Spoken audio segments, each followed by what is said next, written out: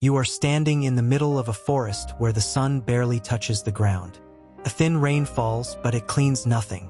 It only turns blood into mud. You hear metal striking metal, horses screaming, men trying to breathe inside soaked armor.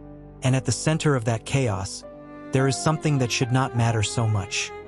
Metal at the top of a pole, shining like an open eye. But for that army, it was not decoration. It was proof that they still existed. Now imagine the scene. You are surrounded. You do not know where the next attack will come from. The enemy knows every trunk, every bend, every shadow. Your companions fall beside you. The formation breaks. The orders vanish in the wind. And even then, someone shouts a sentence that sounds insane. Do not let the standard fall. It is not about winning. It is about not disappearing. Today you will understand why an entire army would rather die than abandon its sacred symbol. You will discover how a piece raised at the top of a spear could be worth more than gold, territory, and a commander's life. And when the story reveals what happened to that standard lost in a forest, maybe you will understand something darker. Sometimes, a troop does not fight only for the empire it serves. It fights so it will not be erased from memory. For centuries, Rome looked at the world like it was a door already unlocked. Its roads cut through mountains, its ships crossed seas, its walls rose where enemy villages had once stood. To many people, Rome seemed inevitable, a monster made of stone, discipline, and ambition, walking forward without asking permission. But every monster has a weak spot, and Rome's weak spot was not in the chest of its generals. It was at the top of its ranks. The eagle. Each legion carried its own. It was not a flag the way you imagine one today, waving beautifully in the wind. It was a heavy standard with a metal eagle raised above the soldiers. It was not meant for parades. It was meant to say, "This legion is alive." As long as the eagle stands, the legion breathes. As long as someone carries it, those men are still one thing. The soldier who carried that symbol was called the Aquilifer. He was not just carrying metal. He was carrying the honor of thousands of men. He carried years of marches, oaths, punishments, victories, defeats, names carved into collective memory. If he fell, someone had to take the eagle immediately. If the eagle was taken, it was not just a military loss. It was a spiritual humiliation. Rome could lose soldiers, could lose horses, could lose weapons, money, even cities. But losing an eagle was different. It was as if the enemy had ripped the soul out of the legion and raised it in front of everyone. And that is exactly what happened. In the year 9 AD, 3 Roman legions entered a region of dense forests, hidden swamps, and narrow paths north of the empire. They were under the command of Publius Quinctilius Varus, a man who thought he was managing a province already conquered. To him, that land was difficult, yes, but not impossible. The Romans had defeated worse places before, but there was a man walking beside them who understood Rome from the inside. Arminius. He knew Roman customs. He knew Roman discipline. He knew Roman pride. And even worse, he knew Roman arrogance. He had served as an ally, learned the language, watched the flaws, the schedules, the reactions.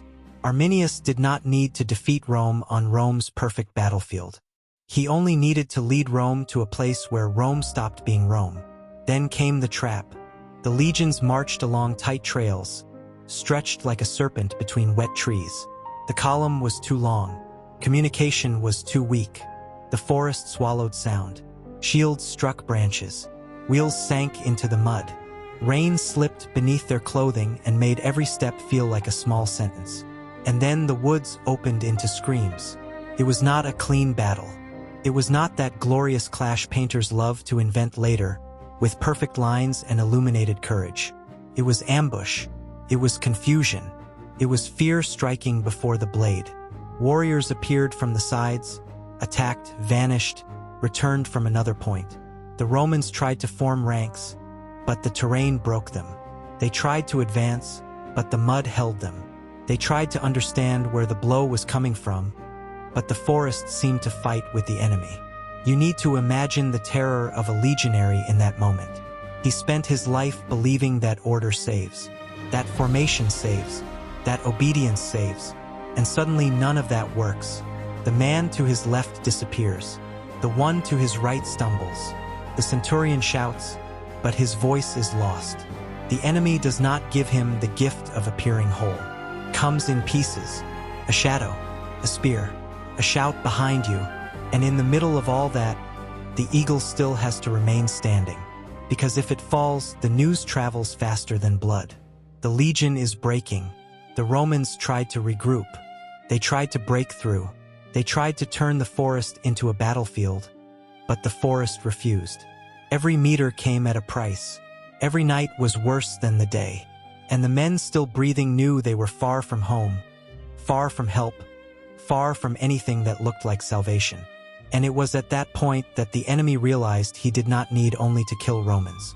He needed to take the thing that allowed Romans to keep calling themselves Romans. Taking the eagle was more than capturing a trophy. It was reaching into Rome's chest and pulling out the thing it pretended was invincible. When the legions began to fall, the standards became living targets. Think about the Aquilifer. He could not hide. He could not drop the pole to run faster. He was the most visible point in the unit, the man everyone searched for when order collapsed, and also the man the enemy hunted, because bringing down the eagle meant bringing down the soul of the legion. Arminius knew that. If that symbol fell, the blow would enter the mind before it entered the body. A soldier can fight wounded, without a commander, lost in the woods. But when he sees the symbol of his legion on the ground, something inside him understands that the world ended before death even arrived. The Teutoburg Forest became a grinder of hope. First it crushed confidence, then direction, then discipline. In the end, only instinct remained, too small to carry an empire on its back. Varus understood too late. Rome had not entered a battle. It had entered a throat, and that throat was closing. Facing total destruction, Varus took his own life. The 17, 18, and 19 legions were destroyed so deeply that Rome never used those numbers again. It sounds like a bureaucratic detail, but it is not. It is memory with fear in it. But the worst part was not the death of the men. It was the disappearance of the eagles. 3 sacred standards fell into enemy hands. 3 symbols of Rome were pulled from the mud and carried into the forest as proof that the impossible had happened. For the Romans, that was an open wound. Not an ordinary defeat, a breathing shame. Now imagine the news reaching Rome. It does not arrive like thunder. It arrives like poison. 3 legions lost. The governor dead. The frontier in flames. The eagles captured. And then the city understands. The empire had limits. Augustus received a crack in the myth Rome told about itself. Rome was used to punishing the world, not to being punished by it. And the absence of the eagles made everything worse, because a defeat can be buried. You change generals, reinforce the frontier, write an official version. But when the physical symbol of defeat remains in enemy hands, the story does not close. Every Roman knew their eagles were beyond the Rhine, maybe hanging in a sacred grove, maybe displayed in rituals, and that ate away at them, not because the metal had magical power, but because every symbol is a truth that many people chose to obey. And when that truth falls into enemy hands, it begins to crack. Rome had to recover the eagles, not for strategy, not for usefulness. As long as they were lost, the forest would keep winning every day. Years passed. The empire reorganized its anger. It was not an explosion. It was cold revenge. Rome returned to Germania with one idea carved into its mind. Killing was not enough. The symbols had to come back. Germanicus took on that weight. He marched carrying the humiliation of an entire city. When his soldiers reached the massacre sites, they found scattered bones, remains of camps, and places where legions had turned into warnings. Imagine being there.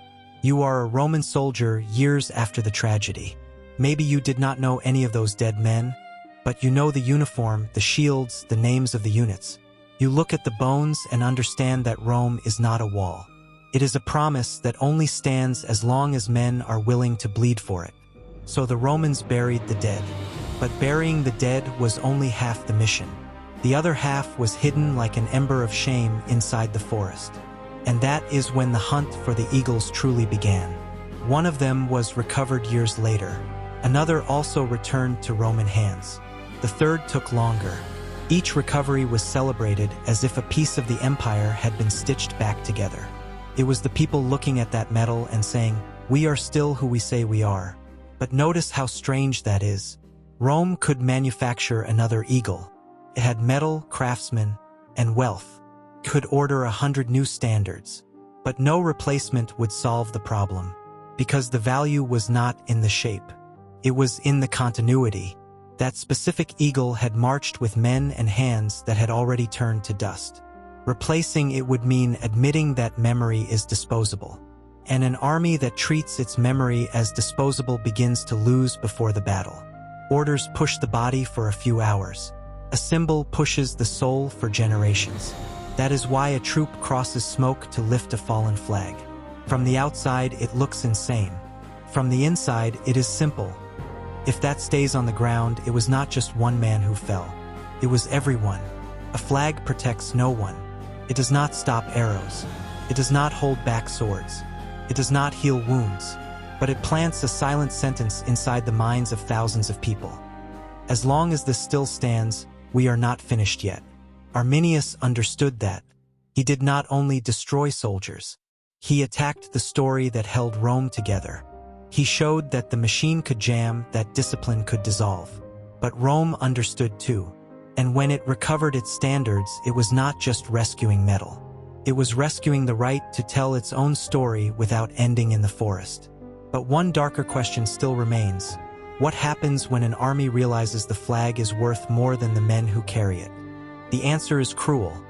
When the flag becomes more important than life, an army gains a terrifying strength, but it also gains a prison. Because the soldier who runs to save a fallen standard may be making the noblest gesture of his career. But he may also be obeying an idea so powerful it no longer asks whether he wants to live. Rome understood this like few peoples ever have. The eagle was not just a symbol of courage. It was a chain of honor. As long as it shone above the helmets, no one could say the unit was finished. Even surrounded, even wounded, the eagle said, "Stay." And many stayed. They stayed until the last line broke. They stayed until their throats dried from shouting orders. They stayed because, for them, escaping without the eagle meant surviving as an empty man. It was not only fear of punishment. It was the fear of returning alive and being seen as someone who had left the soul of his companions behind. But the Teutoburg Forest taught a lesson no general wanted to admit. No symbol can stop disaster when pride takes the place of caution. Varus entered that forest believing he carried all of Rome on his back. But all of Rome could not fit on a wet trail. Discipline could not fit between slippery roots. Fame could not cross the mud. And the eagle could not open a path when the strategy itself had led those men into the enemy's mouth. That is the twist many people forget. The standard could unite a legion, but it could not save a legion from a bad decision. Rome had confused symbol with guarantee. It had looked at its own eagle and believed that, as long as it stood high, reality would obey. But reality does not kneel before metal. It came as rain, mud, arrows, ambush, and silence after the screams. When the eagles were recovered years later, Rome breathed like someone waking from a nightmare. But the victory was strange. The dead men did not return. The destroyed legions did not return. The erased numbers did not return. What returned was the symbol. And that was enough for the empire to keep telling its own story. Sounds cold, but that is how nations survive. They cannot bring every body back. So they bring back objects. Torn flag, a dented helmet, a name carved in stone. And they say, here is the proof that it happened, and that we are still here to remember. That is why, when you see an old military standard protected in a museum, you are not looking at cloth or metal.